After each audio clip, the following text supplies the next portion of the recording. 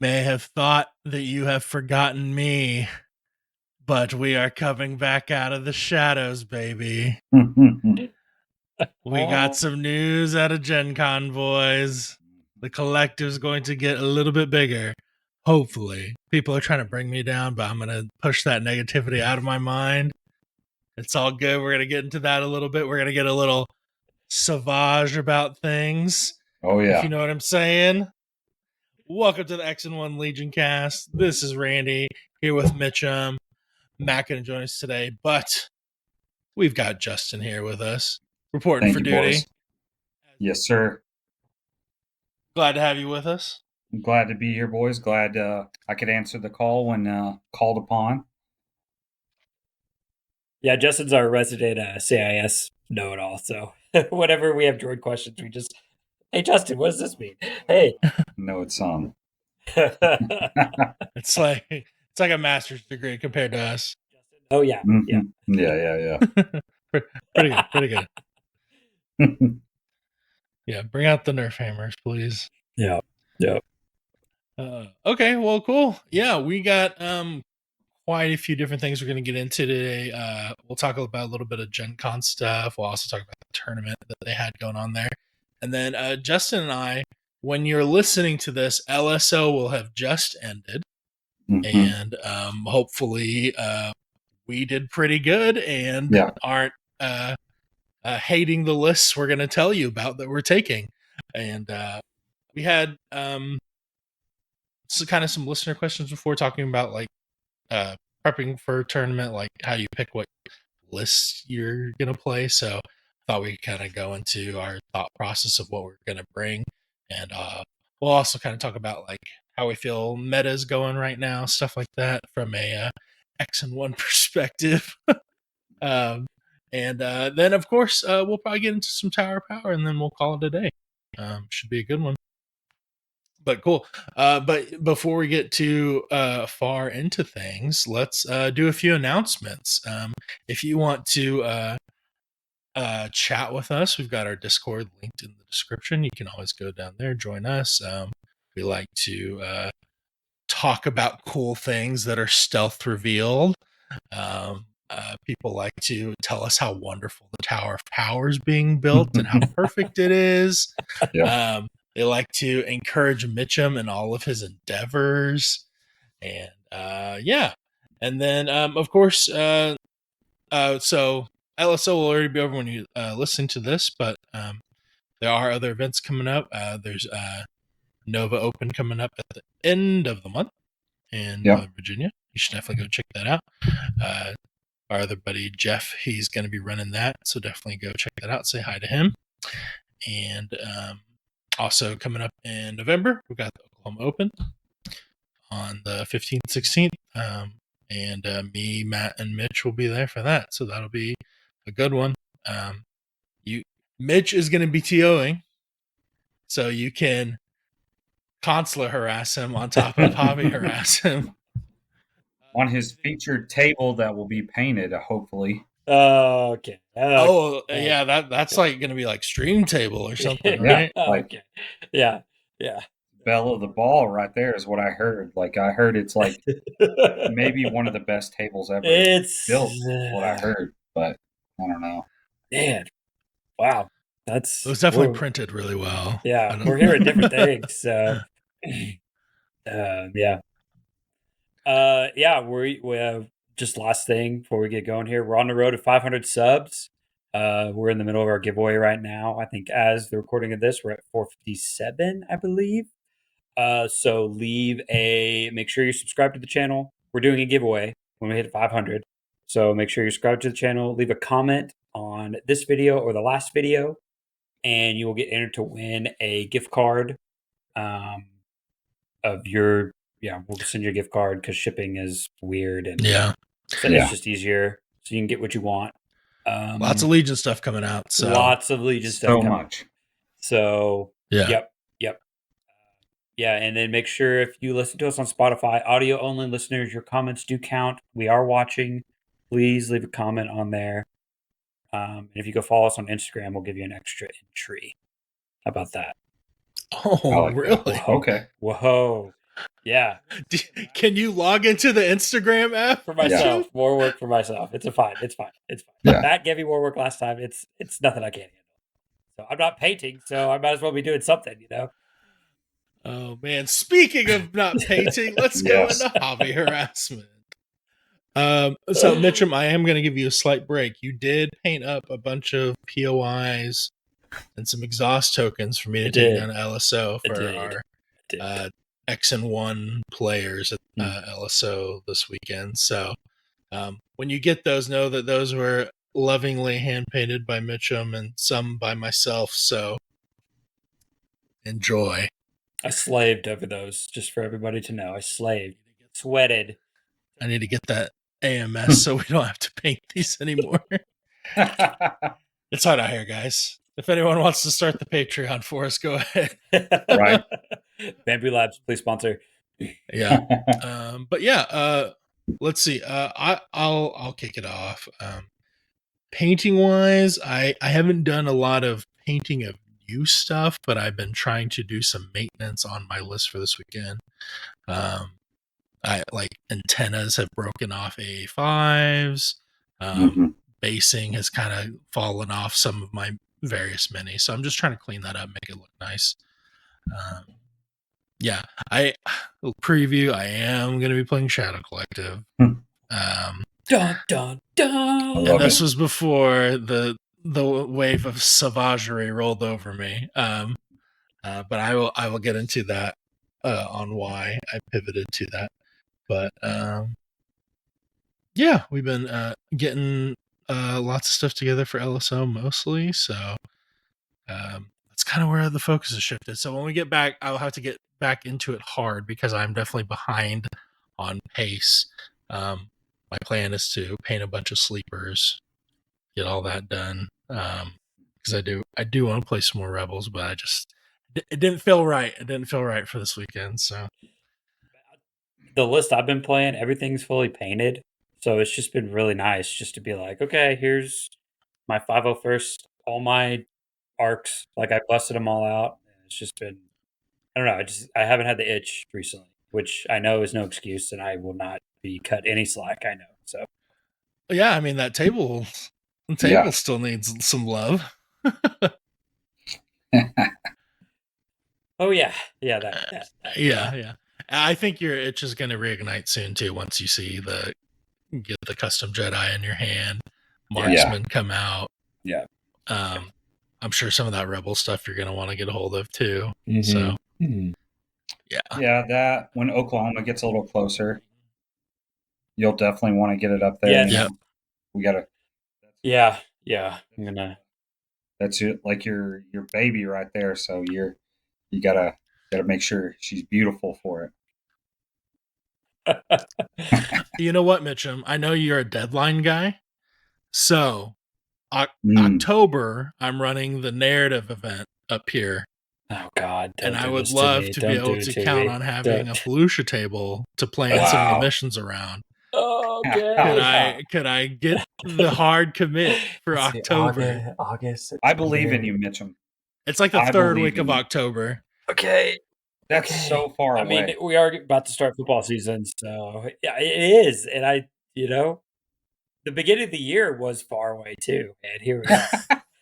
So yeah, it is sad how fast this year's gone. It is so fast. Like I was already done with my whole thing last year at this time. So, yeah. What about you, Justin? What have you been painting? So I've been working on a Hoth table. We played it. I used it at our local here. We did a local about a month back here.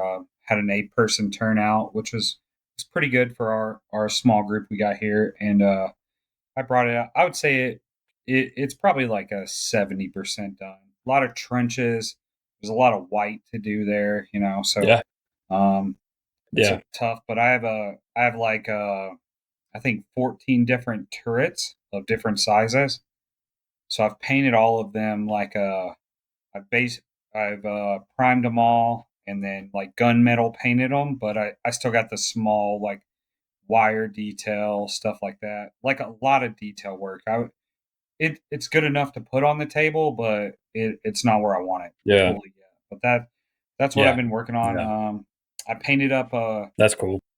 I'm gonna invest in a fourth faction, so I started painting up some riots.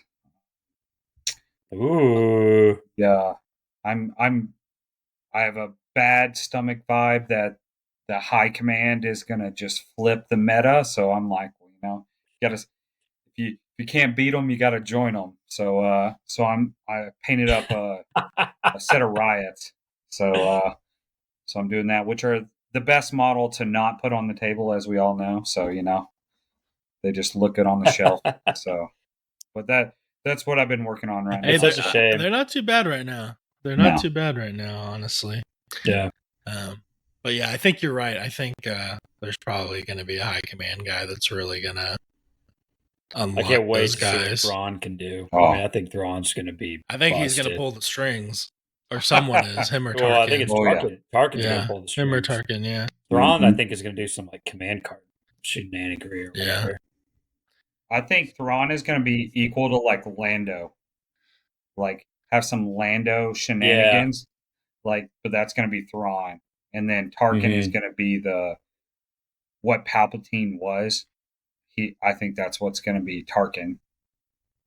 Yeah. And then the other two are just going to fade away into the shadows of they were there and then they weren't. That's my fear. But I mean, we'll see. Who knows? Yeah. Who's that third guy? That is it Admiral Tag. Is it Admiral P? Tag. Oh, it's General Tag, right? Yeah. Watch him be the best one, honestly. Oh, the most taken because of he'll be 65 points and just yeah, there you go. Yep. He has exemplar. Yeah. He poops out aims. Yep. Something. It'll just be, but yeah. But I'm excited for it. Empire needs some help, so I'm excited for it. The models look great, and I'm excited to get in there. And I pre-ordered the Empire box, so I'm hoping for a Hondo. That's really my big thing too. So so we'll see. Yeah. I did the same with the Rebel box. Just one of the local game stores. They're like, "Hey, if you pre-order, you get the Honda." And I was like, "Okay." I don't feel like that's been like super advertised very well. No. On like how to go about that, but I guess that's all you need to do is just pre-order. And see, I thought it was just our local game store doing that. I didn't even know that was like a legit. Yeah, it's some kind of like Asmodee hobby network type thing. Okay. Collab, but gotcha. Gotcha. Yeah. Cool. But yeah. Man, guys, I'm ready for some pirates. I'm ready for some wheelos. And I'm ready for some Savage, man. I'm going to pull up the picture. Gray Squadron, they got to do a little interview with Will about it at Gencon as well. But man, okay, guys. This is a roller coaster of a day for me, but it only went up. It was all rise, no fall. It's like the Texas Giant, man. There was just no coming down. Oh man. I think everybody was excited. Let me pull this up. Randy. But yeah. That's sweet. I'm glad people think of me when it was kind of like it was almost like your birthday. You get a lot of like birthday texts, but it was happy like, birthday, hey, Randy. Did you see Savage? Randy, Savage, Randy. Oh man, you guys are sweet. Okay. All right, there it is. It's gonna be all tiny. Sorry to the audio listeners right now. We're currently trying to get a picture to. Yeah, go ahead and talk about it, Mitch. I'm like. So this is a picture that I think it's on either Gray Squadron's Facebook page that you can see, and it's just a showcase at Gen Con showing a bunch of the new models. There's obviously the Grievous on the wheel bike. There's like the new sculpt of. Here it is pulled up right here. Audio listeners, we're looking at Savage on a tactical rock, fully painted double lightsaber with Honda right next to him. The new Chewie model looks massive. I'm not crazy about it. And then I'm assuming that's Luke on a ton in the back. Yeah, you can see a that's what I'm saber. taking too. It's like Okay, kinda, okay, yeah. And then there's Op Luke right there in the foreground, and then you have down below. You can kind of see through. There's a wheel bike with I think that's a Magna guard and stuff like that. But the clear picture is Savage. Yeah, they just stealth dropped him in the case. They just totally, he was just in the case, just hanging out all weekend. Someone finally snagged a picture and posted it, and it's been circulating. I'm not gonna lie, when I first saw this, I was like, is this Shatterpoint? Like, there's no way this is Savage. Like, he's a big boy. Like, there's no way. And then I saw the base, and I was like, oh my God, like, that's a Legion base. That's a Legion base. That's a Legion base. That's a Legion base. And I was like, Randy. Right. Yeah. Go ahead, Randy. Yeah. You take it over. Oh man. Yeah. So the other game we do on the channel here is Halo, and they had just dropped ODSTs. So I was riding on high, and then Justin here posted this picture of Savage in the Discord, and I was like, what is happening right now? Yeah. So Christmas in July for me, I was stoked out of my mind. I know that they said that he's going to be coming in a CIS box, but look, there is Spec Ops art with him with some Black Suns on a command card already. Whether he's coming to Shadow Collective immediately or a little later, it's going to happen. I believe it. Yeah. But a little fun fact from that was that they said it's going to be a box of 4. It's going to be him, Asajj, Dooku, and a mystery hero. Mm-hmm. So I thought we could go around the horn here and see who we think this hero is. So Justin, why don't you go first since you're the actual CIS player? Yeah. Okay. So I have 2. I mean, I think everyone can put 2 and 2 together because they've said, correct me if I'm wrong, gentlemen, but it's Dooku, Asajj, and then Savage all in one box, and they said the mystery guy. So I'm gonna assume it's gonna be Django, since it'll be all people associated with Dooku in the box. So it feels like a Dooku plus all his operatives. But that's who I think it's gonna be. That's also who I hope it's gonna be. And I don't know how it couldn't be him, but that's my overall guess. Is it's going to be Django, and I cannot wait to put him on the board. If so, that is just going to be glorious to me. Yeah, that's long my time prediction. coming there for sure. Yeah, I think that sounds the most correct. Yeah, I think that's a safe bet. Yeah, I think it's a shame Django hasn't come to the game yet. It seemed like one of the most obvious choices. So, which is also why I think it might not be him. Oof. What's your guess, Mitchem? I also have 2. I mean, obviously Django is kind of the easy one. I think it might be Admiral Trench, maybe. I think he would be kind of a unique, not exactly a Thrawn, and not like an Admiral, not like a Tarkin, Grand Moff Tarkin, but kind of like a similar, very strategic overhead. I mean, CIS does have a lot of support commanders. I think I don't play droids, but like Kalani and Kraken and like Poggle, and I think Trench would add a little bit more of, I don't know, grand strategy kind of to it. Yeah. So maybe some orbital bombardments or something like that, kind of like a Leia almost. He would look cool for sure. Yeah, and I really think he would look awesome. Yeah. Yeah. Mm-hmm. Especially like his mechanical, like claws. Oh yeah. Yeah. My only thing with Trench is I feel like they already did the perfect mechanic for him in EXD.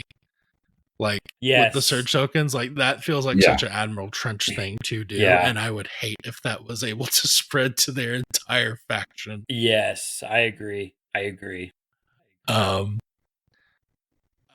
Okay. So I saw people throw out Dirge, which that would be extremely cool, but I don't think he's canon, right? Because he's from the Is that old not canon? cartoon. I thought it was. That's the old cartoon, right? I know. Like, Right. I mean, yeah. I love him like jousting with Obi-Wan on the speeder That's bikes. so Like that's so badass. cool.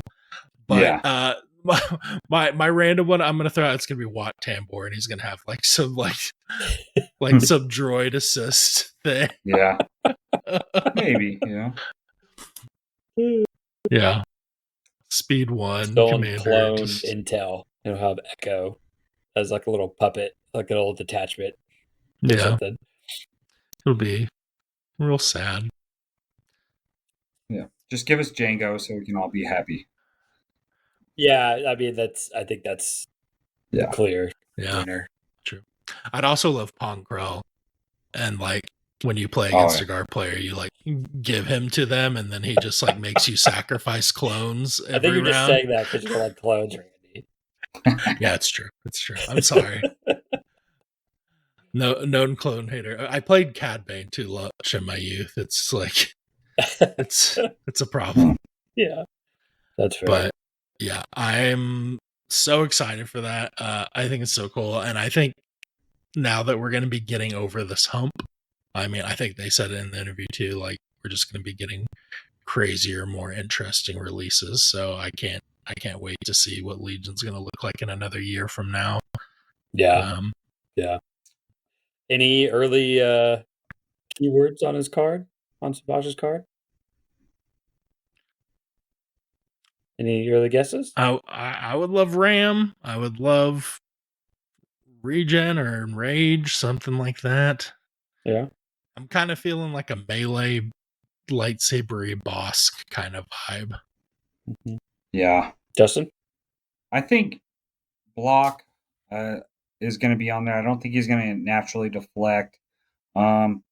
Maybe I think enrage for sure. Like he's just going to go in there and do that. I could see a regen of some sort, or either command card or keyword. I'm thinking.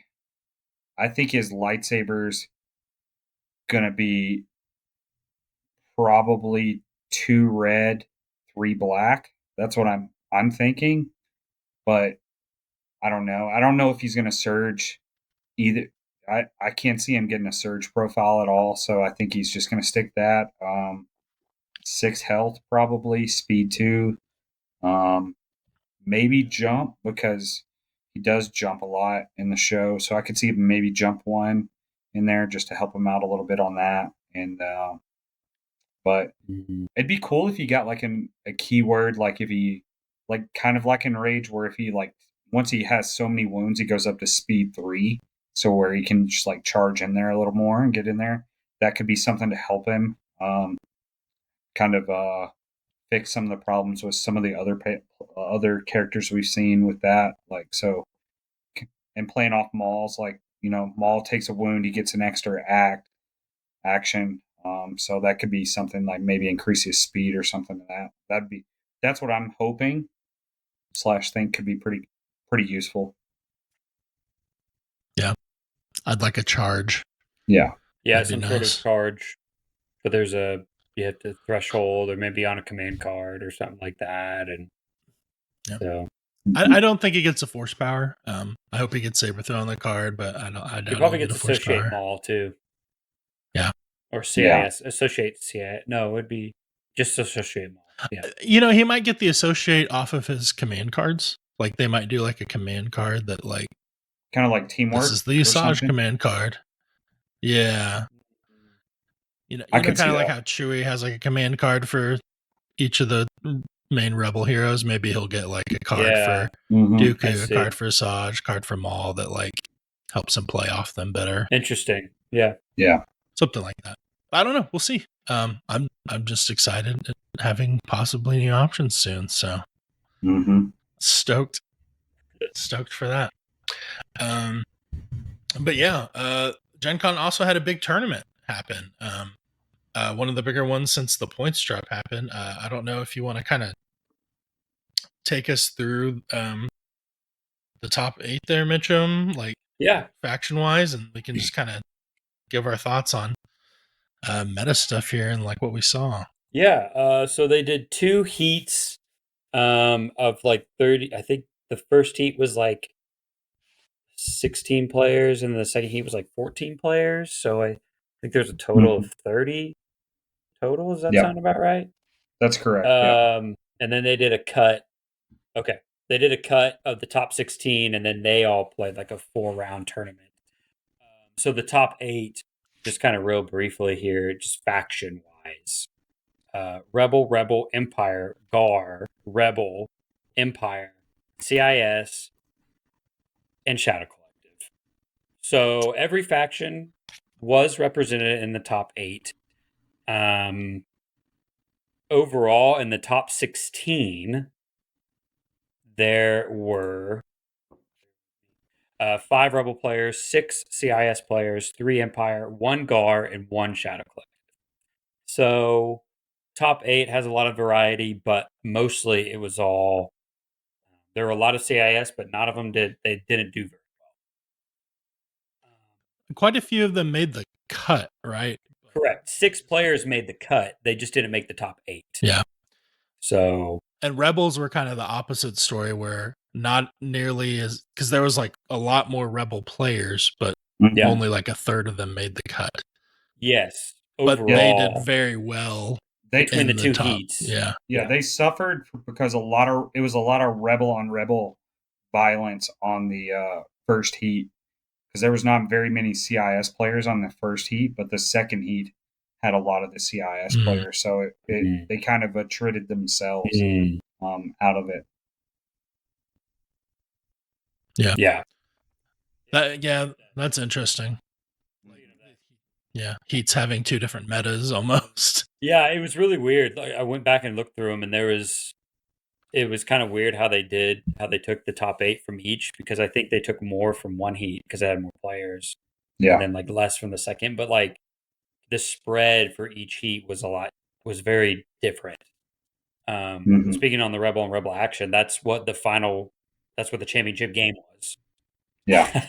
Double 14 act Rebel list, 1 Care Bears, and one didn't have enough commander or an operative.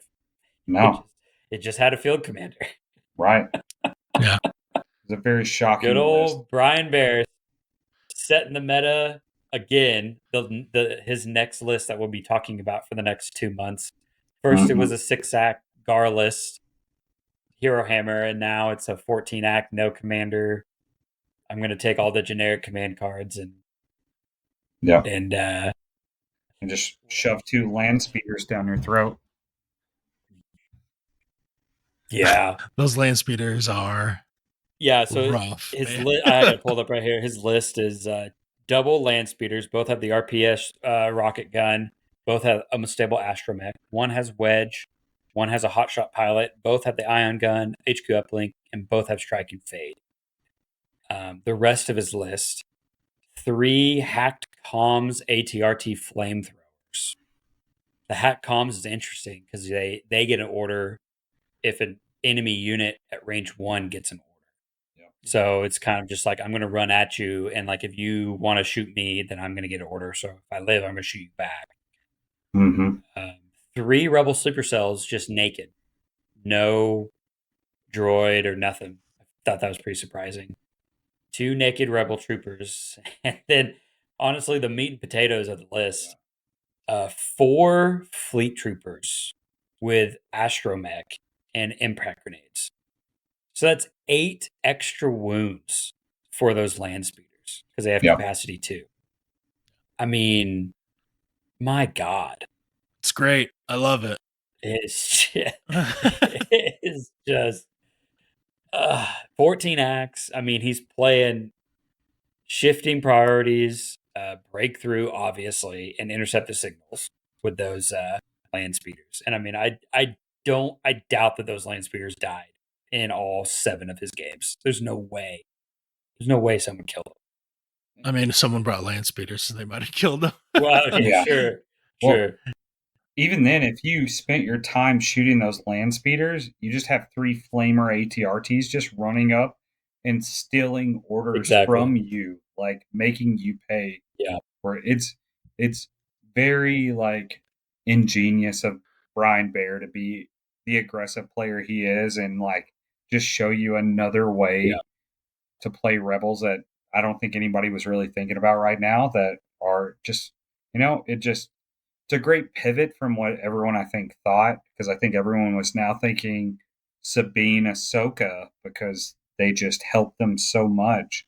And he's like, well, let me show you. You don't need either of those. I'll just show you what 2 land speeders will do. And it was wild. Yeah, it's almost like he tripled up the sleeper cells with the 3 flamer RTs. Because instead of having 3 things run at you, you got 6.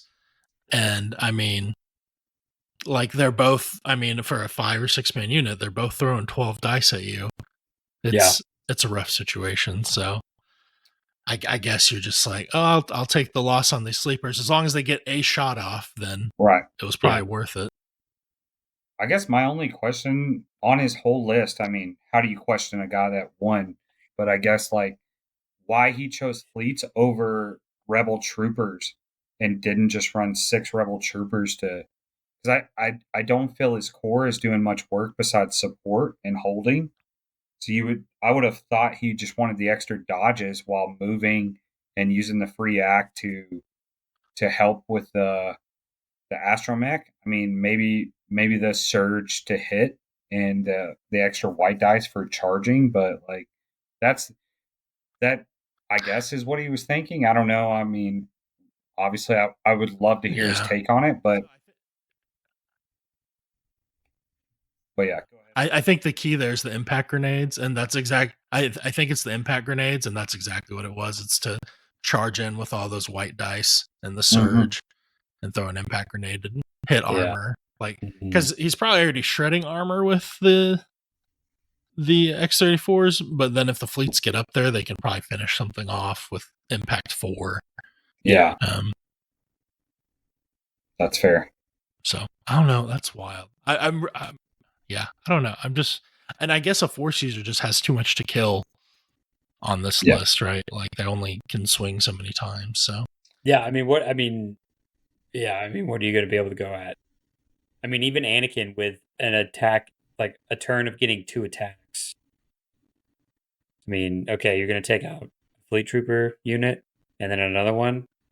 But I mean, you still got 3 ATRTs, 2 land speeders, and 3 sleeper cells to deal with. I mean, it's just like there's just not enough. And you're 14 hacks. I mean, that's 4 more than the average GAR player. That's probably 2 more than the average droid player.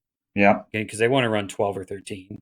I mean, you're running 2 more hacks than like what the norm is right now. It's just insane. It's just crazy, dude. It's just crazy. Which is probably also why you can get away with running the sleepers without the astromechs, right? Because you've got the 14, so like you just can run them up in the first round because you've got probably a couple activations going after the other guy, or they're only going to get shot a couple times anyways. So for sure, yeah. And then don't forget the unstable astromech. I mean, he's hitting you. That's a double attack with the land speeders like on there, and probably turn 2 like, and then I mean we all know that's the tempo round right there. Like if you reset the tempo that round with those unstable astromechs, like at that point you're just moving models and waiting for the game to probably end at that point. Like if the dice are in his favor, like so I applaud him for his creativity on this list. I wouldn't want to play it. Yeah. No, it also feels like this one, unlike his other list, the 6-act GAR list, this one feels like it's not as this. I don't think the skill cap is as high as the 6-act. Like I think there's enough here where if you misplay a couple things, you can get away with it because you have so many activations. I mean, you got 2 naked rebel troopers. I mean, if they die, they die. I mean, that's not a big deal. if you roll bad on the land speeders on the unstable astromech, you got 4 heals that you could bring it back to life. Pretty much. It just feels like there's a lot more give with this list, and I think this one will. I think this one will make the rounds a lot more than the 6-act Gar list, just because that one was so. I think it had to play the the right 6-act secondaries. Garless is just Ollie in England is really good, and Yeah. and 100%. but I also think that's true for this Rebel list. Is Brian Bear's just really good at Rebels. I don't think as many people are going to get success out of this, and I don't think we're going to see everyone start bringing just a field commander. But what I do think we're seeing from this is that I think Rebels are going to be skewing back towards high act again because of the hit to sleepers. Yeah. Mm-hmm. I agree. Yeah. I'm glad to see some Empire got top 8. Made it in there. Yeah, it was Remnant Empire as well, Thomas. So you'd be happy about that. Just a classic, Moff, Shores, Scouts, Death Troopers, E-Webs, and 2 Dark Troopers. So, yeah, I mean, nothing really new. The Death Troopers have a lot on them. See, the other Rebel list was a Bright Tree Village. 74 bears and a Chewie is what the list name is. Leia Han, Law Grey, Wicket, Skirmisher, 4 naked skirmishers, 2 super squad slingers, and then another with forest dwellers, and then another super squad slingers, and then Chewie in the ATST. So another 14-act list. And I bet those ATRT flamers had a day. Oh my god, yeah. Yeah, you're right. Had a day. You're right. Oh, for sure. You said it had the Chewie ATST in that list? It did, yeah. Okay. Let the Wookiee win. Chewie. Okay. Yeah, I'm sure that was not fun with the X-34s shooting at it. Oh, yeah, I'm sure it got shredded. Mm-hmm. But yeah, so just a lot of unique lists. Let's see. Gar also made. Gar got 4th with 10 acts. Another Rebel at 5th. Another Empire at 6th. CIS. This is Trent Hale's list. We had Kalani and Kraken, Sun Fac, 3 Naked B1s, a Super Geonosian Squad, with a Sonic Cannon, 2 Droidicas, Crab Droid, Aquas, and the Snail Tank with Door Gunner. So not EXD. No lightsabers. But, I mean, Sun Fac and some Geos, I mean, that's pretty good. Pretty good right now. 13 acts on that one. A lot of, in your face, especially with the crab droids, scouting up. I'm assuming he's scouting those super Geo squads up and probably hitting you with a big alpha strike right off of those. So. Yeah. Yeah, I guess there wasn't, because there wasn't a saber in the Remnant list either. Was that third place? Moff had the dark saber, so yeah. Oh, okay, but not like a Force user. No, not a Force user. No. It's starting to feel like Force user for the points is just not as good right now as taking more acts. Just because, I mean, the Gar list had Yoda, and then it had a shotgun Ahsoka squad with an extra guy, prepared flies, and an impact grenade. And then it this list is weird. I mean, it's Yoda, Rex, Ahsoka shotgun, clone trooper squad, 2 naked clone infantries, an arc with a medic and into the fray, a noble fighter Wookiee warriors with a battle shield at end of the fray, 2 fluttercrafts, and then a lat. Yeah. 10 acts. Wow. So, yeah, I mean, it's So I mean, that's really. Can you luminous tokens to the flutters and the lat? Yes, because it's any friendly unit. Yeah. Okay. Yeah. Well, maybe that's So. the key there. I don't know. Yeah. Oh, we got a Shadow Collective here, Randy, that we got to talk about. I'm just saying there was one Shadow Collective player and he made it. He made it He through. did. He made it all the way through. There was one in the whole tournament. He made it the top 8. Yeah. His list name is called Spotter Pikes. Oh, okay. Yeah. So that was the Bosk and just all pike spam, right? And three capos, swoops. Lead by example, improvise orders, and vigilance. Naked Bosk, 6 disruptor capo pikes, and then 3 swoops with spotter, uplink, and strike and fade. 13 acts. Yeah. So it sounds like he was just playing a gun line and then the spotter. Yeah, he played pose pocket, bunker running. assault, and shifting. So that's interesting. Shifting, I think, just because he had 13 acts and he was saying I think it's interesting he didn't have recover. Yeah, that's also true. Mm-hmm. Yeah, I think with the swoops, it probably gave him more mobility, but yeah, and the spotter uplink. So. I don't know. Interesting. Yeah. So some unique high act metas, I think, are on the rise. Yeah, I'm really curious to see what we're going to see this weekend. I think us people in the South are known for bringing some vehicles, so I'm sure those will be on the table. But yeah, but okay. Well, speaking of this weekend, let's talk about what we're going to bring, Justin. Yeah.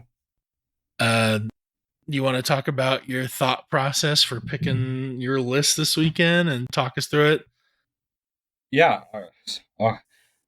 So I went with CIS because it's what I've been playing pretty much since 2.6 came out. I played a lot of clones before 2.6, but I shifted to CIS before I knew what CIS was going to develop into. But with it, I went between 2 different hero kind of hammer CIS lists.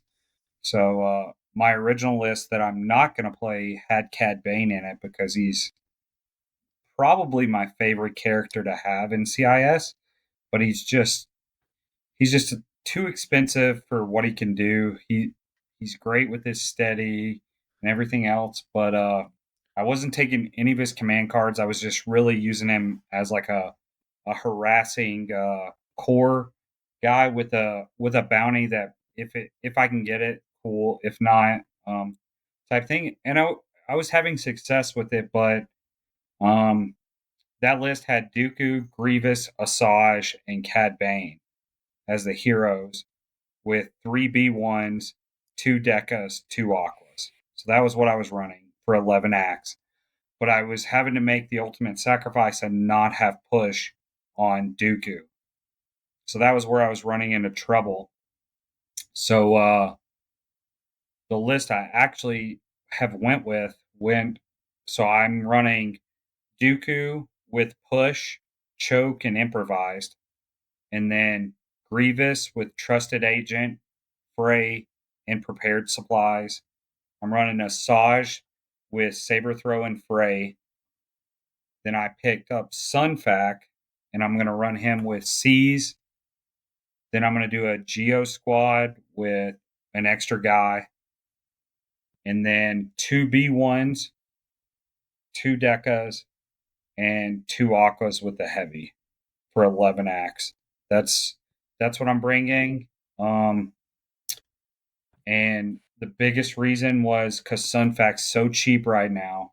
The Geos are just so efficient to harass a flank with Sunfac supporting them, and it allowed me to tap into force push, which I didn't play at LVO, and I still did very well there, but I could have done much better if I would have had push. I mean, it's 40 points for a reason, and everyone that I talked to, Jeff was like, "You got to find a way to get push in there," and I pulled out Sunfac, who I've had on the shelf for ever since he's been out, and I think I've played him a total of 1 time until I did I did a total of 3 games with him so far. So I'm going into it with three test games with this list, but it feels pretty good with everything I got, and my my objectives I'm gonna play are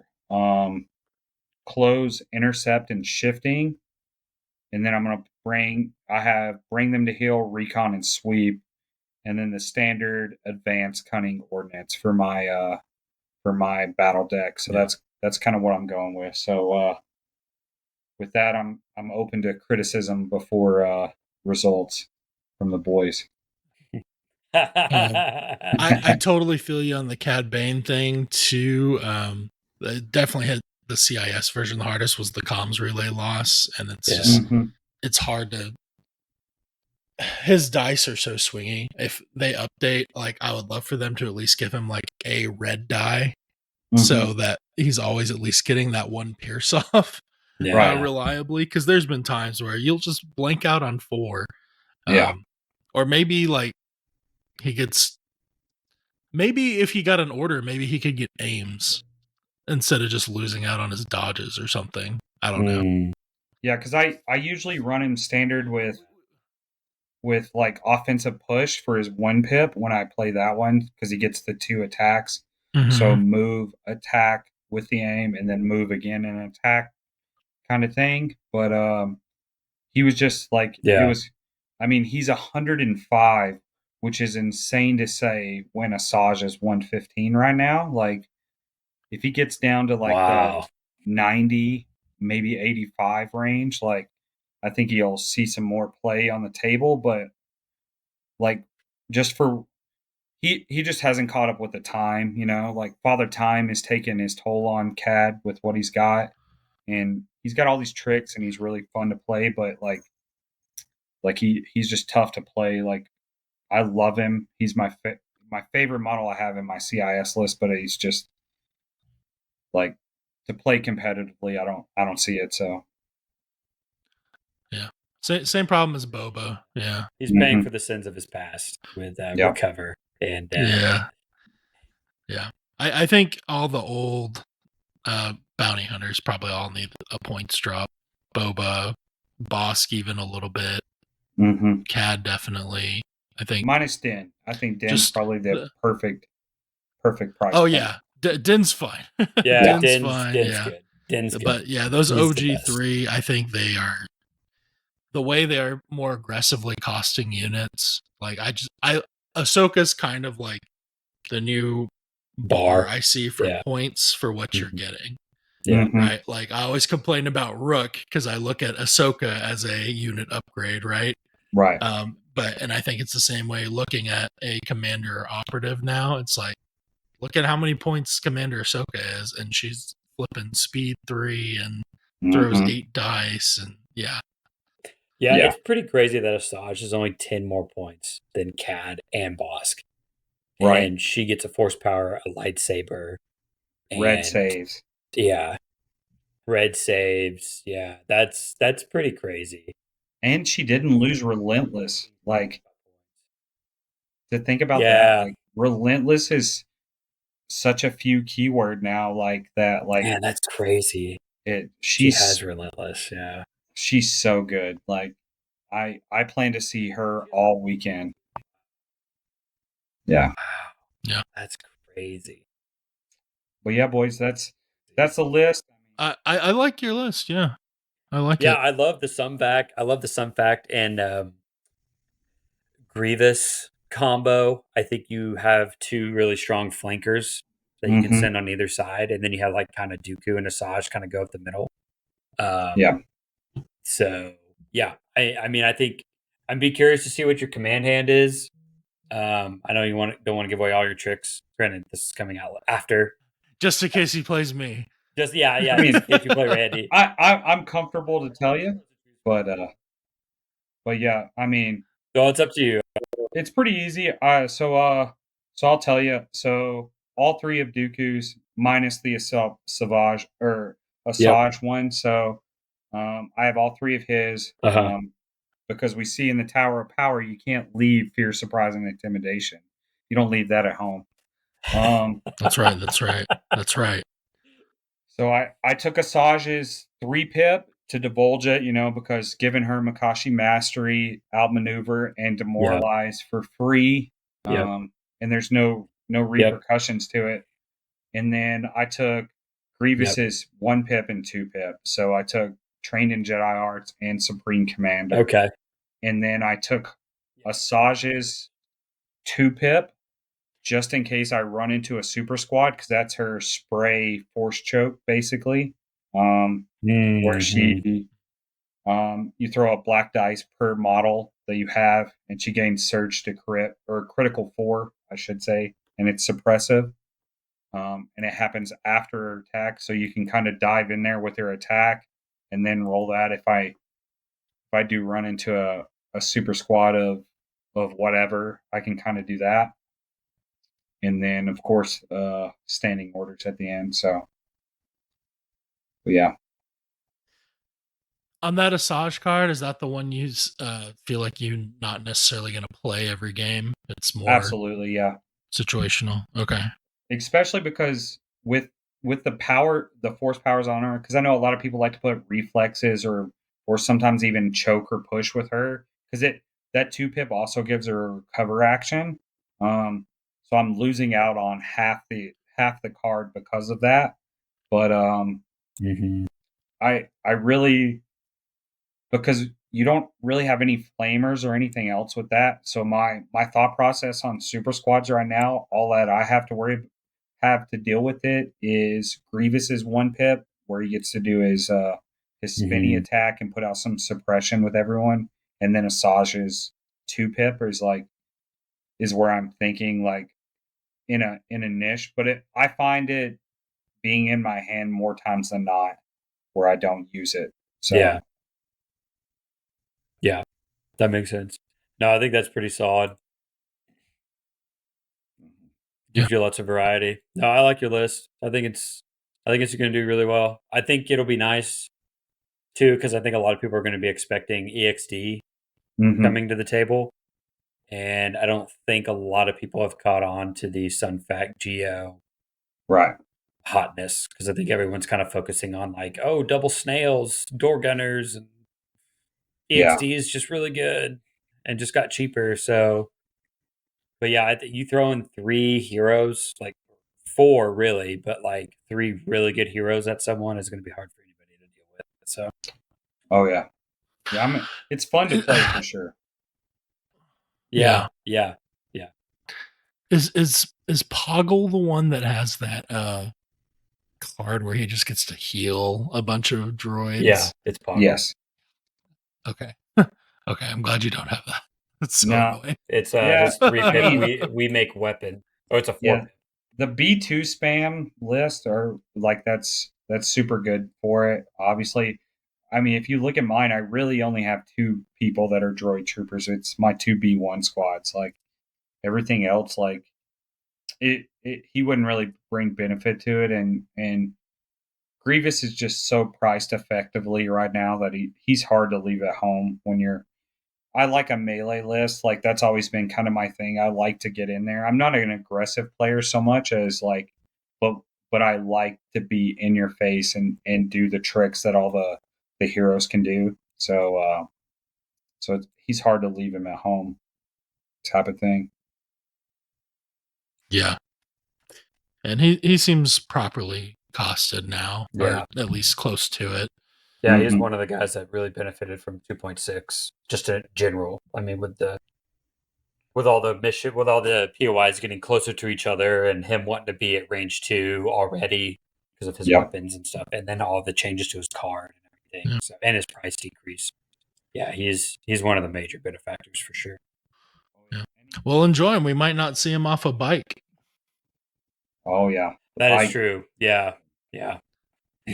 Yeah, the bike version might take over. Yeah, it's gonna be crazy. All right, Randy, since you're not playing Rebels. Okay, yeah. So we had a team league over the summer, and I was split playing Shadow Collective, and I did some games as Rebels, and then I also did a local tournament with Rebels, and I did okay on that one. I think I was 2-1 there, but my loss and one of my wins were like really close, like came down to kill points.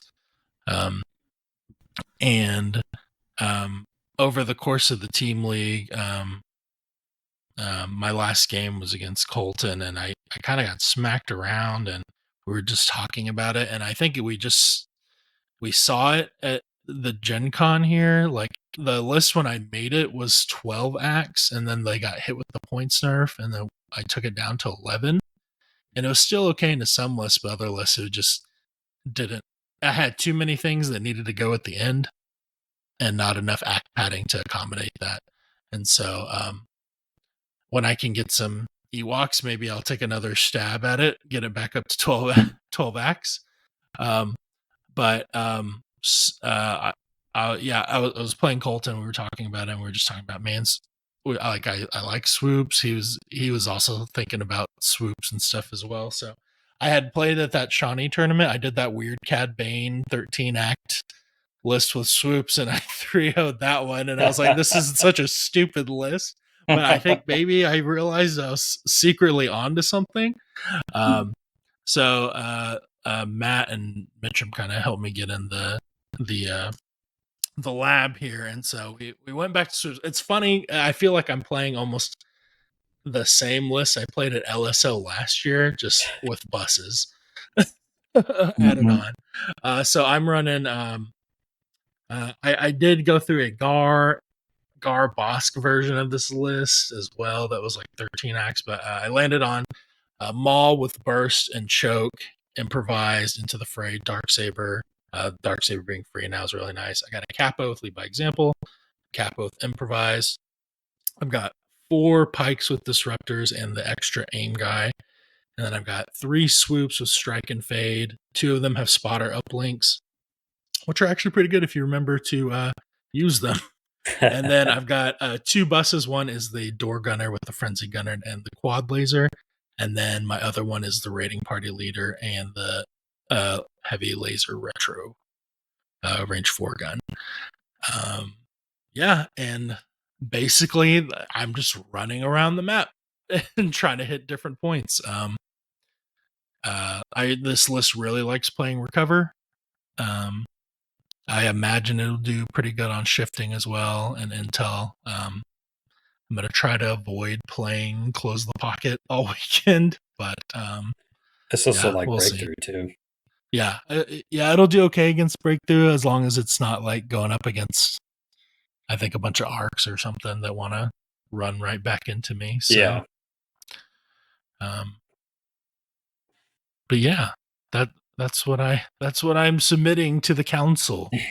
Yeah, I guess I'll do my mission cards. Yeah, so it's Intercept, Recover, Shifting. I've got Surface Scan, Destroy Enemy Base, Sweep and Clear, and then the Cunning, Ordnance, Advanced Intel. Yeah, I'm ready for some new advantages. I don't know about you guys, yeah. but small tangent. That'd be interesting if fortified positions let you give dug in to like a to a unit instead of a unit prepare position. That would be yeah. I don't know. Just that'd be crazy. Yeah, Randy and I played to kind of help him tie this down, and I think that's really when it kind of cemented for him. Because I took a Gar list. We recorded it. We recorded it, so we don't want to go into too much detail, and we'll post it up sometime. So, but yeah, I think it really kind of opened my eyes to speeder bikes a little bit, or Swoops in particular. I knew they were good just because of the overrun, but the new Strike and Fade keyword I think is really good, and spotter uplink on them is also very good because they're going to be in the shit either way, and then giving those disruptor pikes sharpshooter 1 feels really good. So yeah, it was nice for my gunner bus too to have sharp 1 as well, because it's not surging, so any other hit they can get through, and I don't know. If I could ask, Mitchem, what do you think about Strike and Fade on the Barks? Because I've seen all the other speeders that don't get the speed reduction is obviously very effective on, but the Barks, like Strike and Fade, I don't know if it's as good on the barks just because of that reduction in the speed if you add the sidecar. So I'm curious. I've played a couple here, and it just, I mean, obviously table dependent is a huge thing, and but I just feel like Strike and Fade doesn't give you as much with the barks just because of the losing that extra little bit of speed movement. But I'm curious what your thoughts are, because I mean, we only have one guy down here in El Paso that's playing bark, so it's I got a small sample, but you know. I also have a small sample size. I think I've only played 2 games with them. I definitely think and this wasn't your question, but the Ion Gunner on the bark is the way to go. Yeah. I think it's just, I mean, it gives you all the keywords. I agree. I like the Twin Gunner because it's the cheapest. But as far as Strike and Fade, I have found it useful in my 2 games. In our game with Randy, I was able to use it to get on a point after I kind of killed the unit off or weakened it.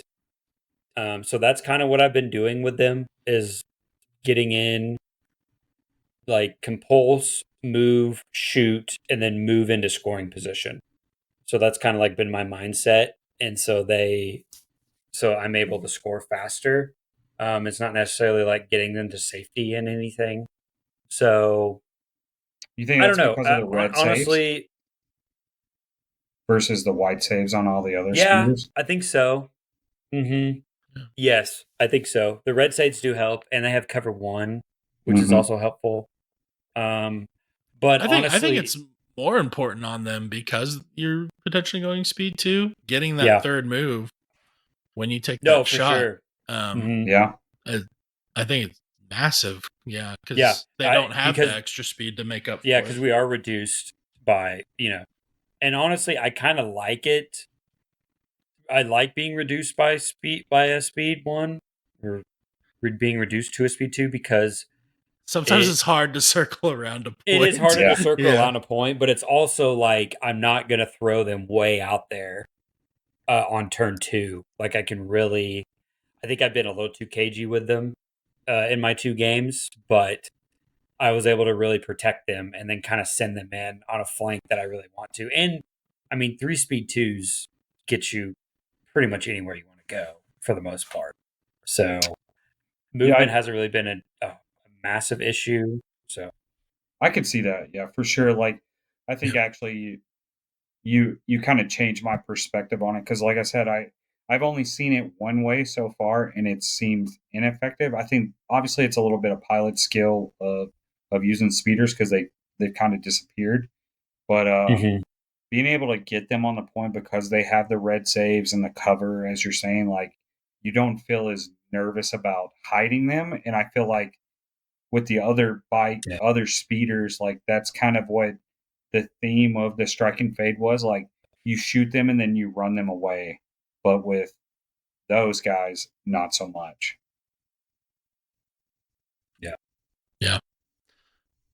Yeah, I know when I'm running swoops, my goal is hide them immediately round 1. No shots, no line of sight. That's always huge. I kind of want to mess with I'm really good about using buses to line of sight block for my troops, but really I should probably try to mess with setting up as a line of sight blocking for swoops coming in. I think that would have helped in our destroy enemy base game a lot. Putting them better aligned to score round 2, but yeah. Bikes are so, I think it's hard to know when bikes are good or not, because they take so much practice to use effectively. And then like, am I not getting a lot out of it because I'm not playing them well, or they're just not good right now? That's always kind of like a tough thing to delineate. So for sure. But I love that Strike and Fade's a thing. I think it really helped them. It brought the bikes back to life. And I mean, we're talking about them because of Strike and Fade. I don't think we would have talked about them besides the swoop bikes without Strike and Fade. So I don't know if the points drop would have been enough on its own. I definitely agree. Yeah, 100%. Yeah. Well, cool. So yeah, we'll see how these lists do. Good luck to you both. I can't wait to. If you're listening to this now, you'll immediately be able to go look. Know. Yeah, and be like, oh, Randy dropped the ball again.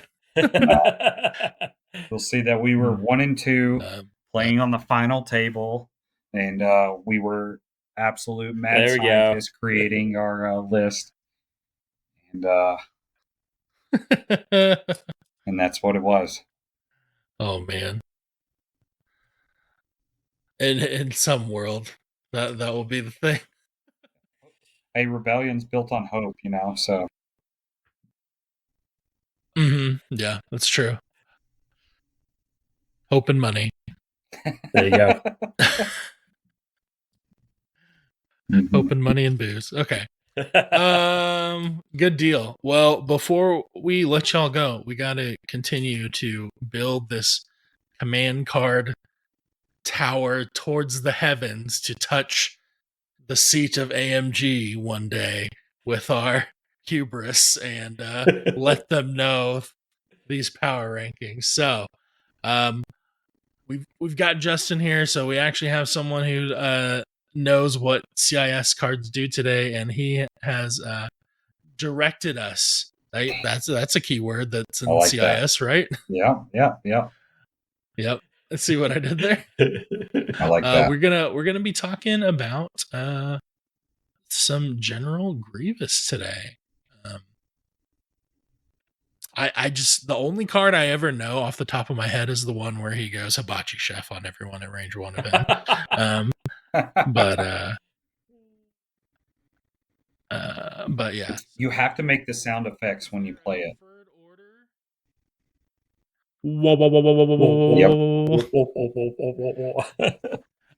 Oh man, another segue here again, but I think when we get the Wheelo tanks, I might get one of those like red alarm lights and stick it on the table. Wheelo. Yeah, every time. Oh man. People are gonna love playing against me. I just know it. I think we should open the floor for Justin to make any changes to the list. Yes. I know that's going to be hard to do because it's perfect. It's nearly perfect. So, but nearly. Oh, okay. So he does have some changes. Attack the Clones is probably a little high. We probably need to move it down one more. Okay. But I mean, other than that. Talk about a card paying for the sins of its past. Let us do the ceremonial tradition of moving Attack of the Clones down a rank. It feels better already. Okay. Oh, yeah. Okay. It looks more better. It's probably not better than Lying in Wait. So I think it's going down at least another one. It's better than Assault. Probably. Yeah. Yeah. Probably.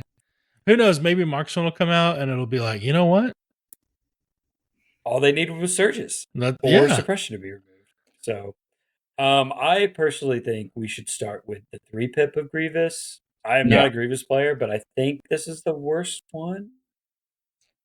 I think it gets the most, the least chance to play it for everything that it has. So I would agree with you that the 3-pip's probably the least used. It's the first one I'm not bringing. How about that? Mm-hmm. If I'm bringing Grievous, this is the first one I'm leaving off. Not leaving out of my command hand. Why is my screen doing things not I want it to do? I'll get it up in a second. I'll just go and read it. I've got it on my other screen here. So the 3-pip is called Crush Them. It's General Grievous and 2 units that are getting ordered. When a unit is issued an order with this card, that unit gains a surge token for each of your opponent's defeated units. What's wrong with this card? I thought surges were good. You needed surge tokens in CIS, right? Yeah, for all the guys, you guys are complaining about aggressive tactics being gone now. Jesus. Here it is. It's right here. True. And then to do a callback from my LVO list where I spend 42 points to gain surges from into the fray and aggressive tactics. I do love some surges for my CIS, but I think this one I think for this card, it just suffers mainly from timing because you're trying to play it to get the most bang from it. You're trying to defeat units from your opponent, and usually in the later rounds where that pays off, you're not wanting to play a 3-pip because you're trying to maintain the tempo. So I feel like that's kind of its problem, because most people are going to want to play a 3-pip turn 1 or 2, and then you're not really looking to play a 3-pip after that, and you're not going to get as much out of this card with the surge generation if you play this early. So that, I think that's what really hurts it the most, in my opinion. But what are your guys' thoughts on that? I totally agree. Yeah, the timing is what kills this card. Yeah. The scenario I see it working is round 5. You don't need to necessarily go first. You just need your units to survive. Yeah. Mm-hmm. And if you could throw some B1s, some surges, that would be nice. Yes. Yeah. I agree. I also not crazy about the number of orders it gives out. Like, I know your order control is already pretty good. I would have liked it to be like 3 units or 4 droid trooper units or something like that, but he does have entourage, so you are giving to the Magnas if you have them. So I don't know. It's just, it just seems out of place. I agree, because like the units you're only going to want to probably give it to core, because they're the ones not surging. Like, all your vehicles in a CIS list are already surging on defend, where you're wanting to survive. This isn't really like you said, Randy, this is like, I got to where I needed and now I just need to stay there. Like, so giving orders to those units aren't going to really help you. They're not going to benefit from the surges as much. And like putting on B1s to survive, like, it's great, but I mean, there's still white saves. There's a lot of them, but 1 or 2 surges isn't going to save them if they're taking a big shot. So it's just, the timing is just very bad for this one, as we talked about. So that's where I'm at with it. Yeah. I'm kind of thinking down here around this victory or death range that we did for Gar Saxon, because I think we talked about that being like the way that card is built, the timing for it is off. And I feel like this card has the same issue. Is like, it could be good, but the timing's just, it doesn't fit. But I would probably put it above victory or death, just because surges and droids is going to be good for most all your core. So for sure, because I mean, is it better than Roger? I don't personally think so, just because of the utility of Roger. You're getting the surges from Roger as well, but the timing isn't constrained as it is with Roger. And it's droid troopers, which Roger with the coordinate. Yeah. And you're just getting the surge. You don't have to do, there's no prerequisites. And you're getting, or a dodge. You can get a dodge or a surge. Yeah. True. So, I think Roger is better for sure. Yeah. Okay. What do you guys think there? The new 32 above victory or death? I like it. Okay. I like it as well. Crush them. 32. Yeah. Nice. Okay. Cool. We're doing so good, guys. We're just we're working together. We're on the wall. Okay, let's move on to the 2-pip Supreme Commander. This is going to order two trooper units. General Grievous gains Ruthless. This round, when an allied unit is issued an order with this card, that unit and each other allied trooper unit within range 1 and an LOS of that unit gains a surge token. So more surge gaining here. Ruthless, just to remind people, is you can wound a unit to give them an extra action or move. Core unit. You get a free action. Okay. Yes. You may make a free action. Free action. Okay. Wow, so you could shoot with that? You can't shoot twice, obviously, but you could move, shoot, or Yeah. move, aim, shoot. Okay, so the Ruthless activates on the core's activation, not Yes. on Okay. Grievous's. That's Okay, yeah. it's not Okay. like guidance. Okay, Yeah. got it. Yeah, it's core unit because I think I've seen people try to use this with Aqua Droids. Yes. Which obviously would be really good because you can move them in front of Grievous as line of sight blocking, but they're not That's a cores. no-no, You yeah. can't, yeah.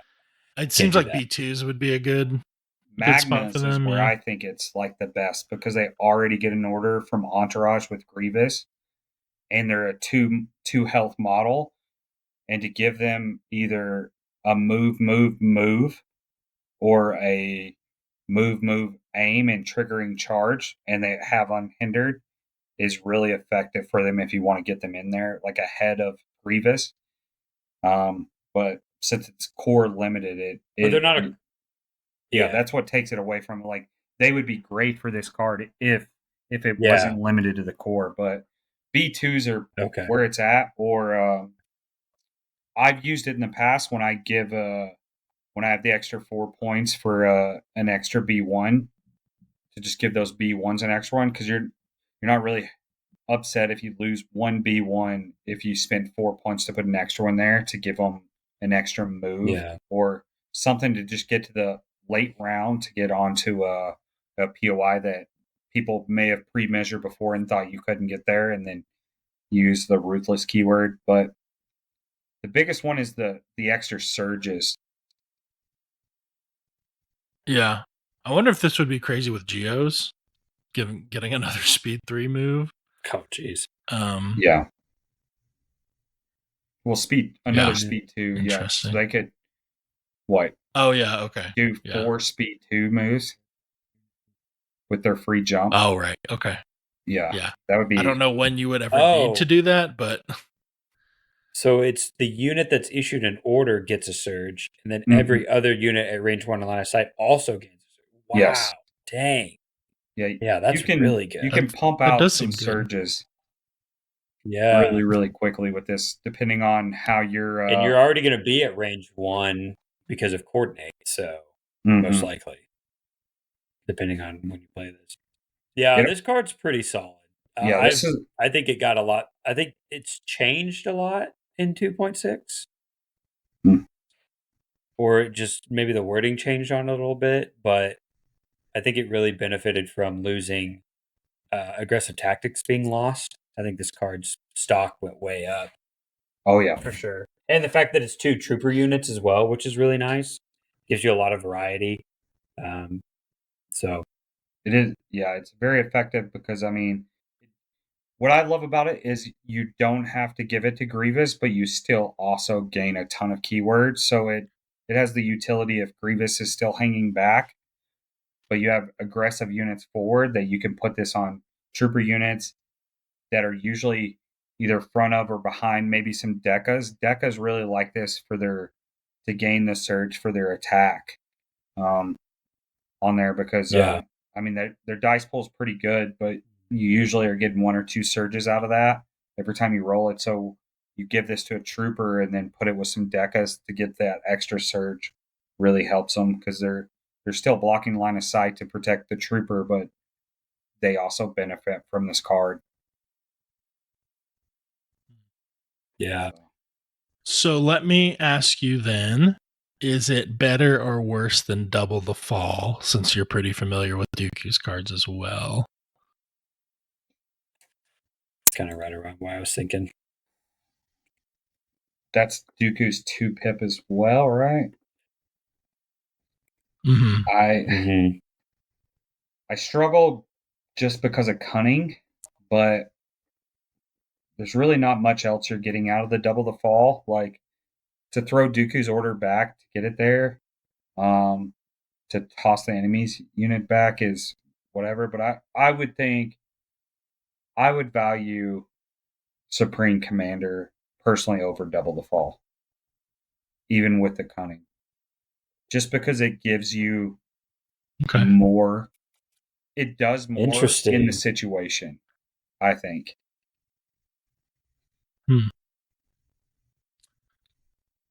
but Okay. cunning is so good. So it's kind of tough. So I was thinking it's going to be above mechanized incursion. That was just me. I mean, if it's better than double the fall, I think it should be better than size matters sometimes, in my opinion. Or maybe that's because size matters sometimes is too high. I don't know. I think Supreme Commander is good, but size matter sometimes lets you like move the fight across the board if you want. Yeah, Because now you can plop Chewie and Yoda on a whole other side of the board and just change the whole situation of the game. I think I'm okay putting it right above double the fall. I would feel that way. Yeah. I don't think it's size matters sometimes. The reason I think it's better is purely because of Ahsoka. Like, I think it's so good when you give to Ahsoka with her 2 speed 3s and then give her Relentless. So it just kind of helps her give her that extra little bit. Isn't that size the one? matters sometimes is the Yoda backpack. No, that's okay. the one you're thinking of is size matters not. That's his 2-pip. This is the Chewie okay. backpack where Yoda snaps to him. That's true. Yeah. Words. English, it's challenging sometimes. Yeah. That's fair. Yeah. I'm 50-50 whether it's below or above double the fall. There is no try is the one you're thinking of. I think maybe let's go right under double the fall just because I think Dooku is the better unit right now. Oh, I agree with that. I agree with that one. I can support that one. Yeah. But yeah, but it's pretty much 15A, 15B there. So yeah, pretty much. Okay. I don't think you're upset either way. Yeah. Yes. Yeah. Yes. And finally, we have the One-Pip, the whoa card. Trained in your Jedi arts, you're ordering General Grievous. He gets a dodge token. He gets disengaged this round. At the end of General Grievous's next activation, he may make an attack against each enemy unit within range 1 and in line of sight using the weapon below. It's the trophy lightsaber. It's 1 red, 1 white, 2 black, suppressive and versatile. So I'm sure there is a play where you do use disengage. I honestly forgot that he gets disengaged from this card because 9 times out of 10 I've seen people, okay, I'm going to play this card, move, charge into the center of your lines. Grievous is either going to die this turn or whatever, but I'm going to attack literally everyone in your army. So, but I'm sure there's a play for disengage. But I honestly forgot it was on this card. So, yeah, I think this card's real good because anything for 2 attacks is always good. I find the disengage really comes on when, like, for example, like an Anakin timing where Anakin plays his One-Pip as well, and he just gets really far up first. If you get the dice roll against you, where would hold you back, but because of the disengage allows you to not lose out on the ability, where you can still get back there in the back of their line where they may still be held up, is really key. A big thing on here though, like they said, is line of sight. It wasn't line of sight was not on the old card, so they updated that to say you do have line of sight. So the old Grievous card didn't say line of sight. This one does, so that is still key with it. But I think this card is great for what it does because you still get to do your regular attack, plus then you get to do this at the end and attack more people, putting a lot of suppression, and it's versatile, so it doesn't affect you if you get in melee. So unlike some of the others where you might have to, if you're in melee, like Ventress's 2-pip, where she can't use it outside of melee, but because it doesn't have versatile. But this one, you can still run him up there, put him in melee to keep him kind of safe, and then use his lightsaber spinny attack to hit everyone else around him. And then getting that dodge just really helps to keep his block going, which really helps him as well. So keeps him alive longer when he does his dive. And it has suppressive, which is really nice. Yeah. So you're giving out 2 suppression. Yeah, and you're usually hitting maybe 2. Sometimes you get 3. But yeah. So it's not terrible, but it's not. It's going to hurt me to say this. Let's hear it. I think it's better than I Am No Jedi. That's where I was putting it too.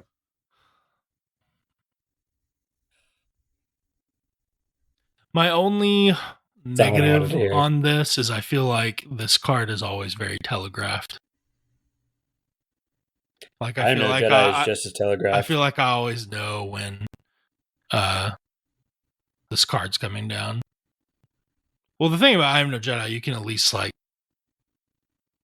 move in, right? Yeah, she does have charge. Yeah. Mm-hmm. I mean, the card, to me, the cards are the same because now I can play burst of speed, so I can get further. But the only thing I'm getting out of it is 3 extra white dice. You're getting to attack multiple units. Everyone. I may be able to one-shot one person, but you're going to be able to put suppression out on everyone and kill off a lot of stragglers if you play it right. So, and you're getting 2 attacks because he has Relentless. Mm-hmm. And I mean, his weapon profile isn't, I mean, he's oh, wow. It's 2 red, 4 black, and 2 white. Critical 1, pierce 2. Jeez. Impact 2. Yeah. And then you followed it up with his Annihilator pistol stun. So even if you can't get there for some reason, like you're still getting a shot off with his pistol, which has pierce 1, critical 1, and then you're also doing this as well. Yeah. So number 6, is that what we're saying? I think so. I think it's better. I think I Am No Jedi and Training Your Jedi Arts are very similar in the fact, yes, they're both telegraphed.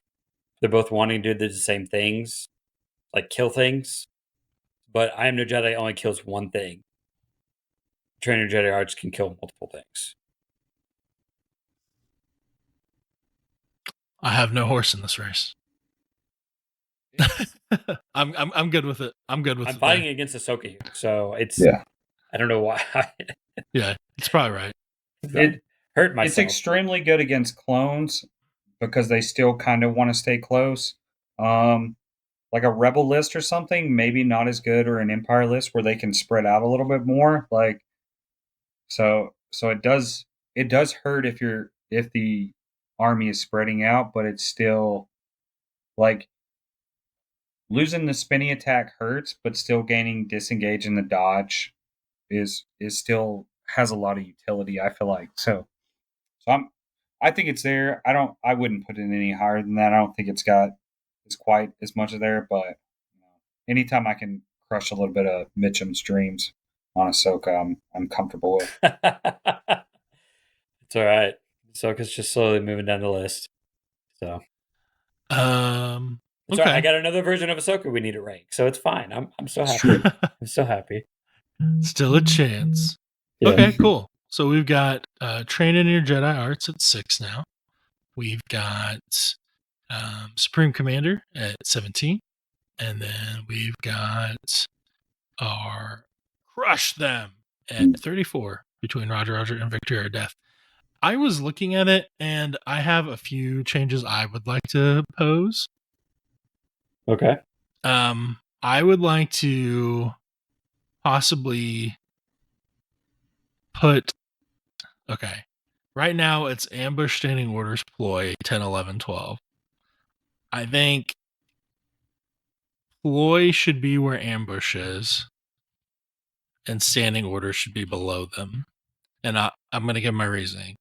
Poi and ambush are pretty much the same thing. I know it's more mercenary centric, but like it allows you to enable independent and you get to hide your order and keep it from being messed with. Right? So it's got a little more utility. And then I feel like standing orders has been going down in value since we started the tower. Like I think people relied on it a lot more, but I think as people are getting more used to playing with passes and playing with different act disparities, I feel like I don't see it as much getting played round one. And people are bringing more heroes. They would rather get the value out of those hero cards. I could agree. Oh, go ahead. I think standing orders is relevant in 2 factions, and then in 2 factions, I don't think it's relevant turn 1. Mm-hmm. Yeah. I mean, you're playing standing orders every time on turn 1 with your droids because you could still get all the order control with that, and with Dooku getting direct, I mean, it doesn't really affect you. I mean, don't tip my LSO hand, Mitchem, but I mean, probably. It's coming out after. There's probably 5 orders going out. Yeah, Jesus. So here's my next thing I'd pose. Now I would like to take those 3 and then move them all down 3 spots. I'm fine with that. Just because now that we're like seeing more character cards, I feel like these generics are like feeling more and more out of place being that high. So they will probably move down more as we go along. But like Attack of the Clones, you got to start moving them down somewhere. So it's a process. Okay. All right, cool. We'll make sure to have this link so you guys can look and head to Tower of Power Affirmations in the Discord and tell us how much you love the new rankings. Yeah. Perfect I like rankings. it. And one last thing on standing orders, there's more prevalent 4 pips now. A lot more units have 4 pips. It used to be on its own, but now, I mean, more units have it, so as more units get 4 pips, it's going to lose its value even more because, I mean, some of the 4 pips are giving out more orders still. I mean, Poggles gives out 4, Ahsoka's gives out 2. Yeah, standing order still only does 1. Hondo's going to have 1. Yep. Yeah. So I mean, Hondo's is crazy too. So I think it was a good recommendation. It's going to be interesting. Yeah. I'll be surprised when we get our next 0 pip card. I feel like that's going to become in the future. I think Thrawn's a candidate for Thrawn is going to have a 0 pip for sure. Yeah. I mean, I think he's obviously going to have cunning, but I think he's going to have something to get past cunning as well, which would be a 0 pip, I guess. So I agree. Yeah. And something I did want to mention, we kind of skipped over, but something that caught my eye on Gencon real quick, I saw that Will did talk about the new missions, and he did say that we are getting new missions and stuff, but he didn't obviously reveal anything yet, but he said at Mini Strav they're going to probably preview a couple, which I think everyone's super excited about because not that it's stale, but I mean, the more variety, I really want some short edge deployment boards, and I think everyone wants some. Like, shifting is my favorite mission just because there's more mechanics to moving and doing things of that nature. So some more missions like that. Of course, I don't think we're going to get anything like Hostage or Payload or anything like that like we used to have. But I think that'll bring new light to the game, and it's what's going to make it exciting as well with the new mission decks when they come out, which kind of concerning with some of the tournaments and a little lighter showing. But I think with the new starters coming out and the new mission decks and everything, we got 2.6 last year, and we're basically getting a whole new game again this year with new missions, new starters, everything else. So it just keeps feeding the beast in what Legion is and bringing up the game. So anyone that's listening and still kind of concerned or worried about the games going stale, just stay strong. There's more coming out. There's going to be way more, and more variety with it, with the new everything, and with every new mission comes a new meta. So that's what's always nice about this game we play. Yeah, we've definitely had a burst here locally of people just going ahead and getting into the game, or people are like, oh yeah, I'm waiting on these new starter boxes. So I definitely think that's true.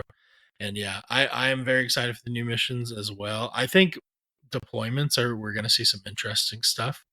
I think we're going to maybe see like deployments that like don't even harken back to the old ones, but like maybe some more like attack defense lined up type of deployments and things like that. Since they are keyed into the objective now, they can do stuff like that. So maybe there'll be more stuff for the prepared positions units where they're like, you're set up in the middle of the board and the guys are attacking from both sides or something like that, crazy like that. So like a lot of interesting things can happen. So I'm excited to see that, and hopefully we'll get some maybe some box secondary missions for Cad Bane to bring back his glory on.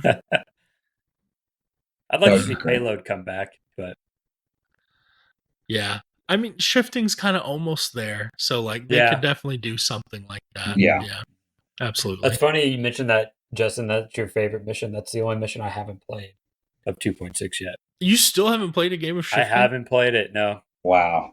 Okay, next time we play, we will just play shifting. Guard doesn't like it. Guard doesn't like it. You better learn how to play. You've been running barks. You're good. Yeah. We'll see. You can do it. I mean, okay. Yeah. I think for you, Gar, you just like send the other two away and then just I focus on 3. I just picked 3. Okay, well, cool. Thanks for listening. Make sure you check out the stuff in the description. Click on them links. Get plugged in, buy tickets, go to things, play some Legion. It's going to be fun. We have some content we got planned with. We're going to partner up with Jerry's Game Shop, a local creator here, to do some stuff around the new boxes. So you're looking out for cool videos around that stuff. And man, it's going to be an exciting time. So make sure y'all are subscribed, comment for the giveaway, and remember, X&O is just a better list than the one I'm taking to LSO. See ya. Bye. Bye.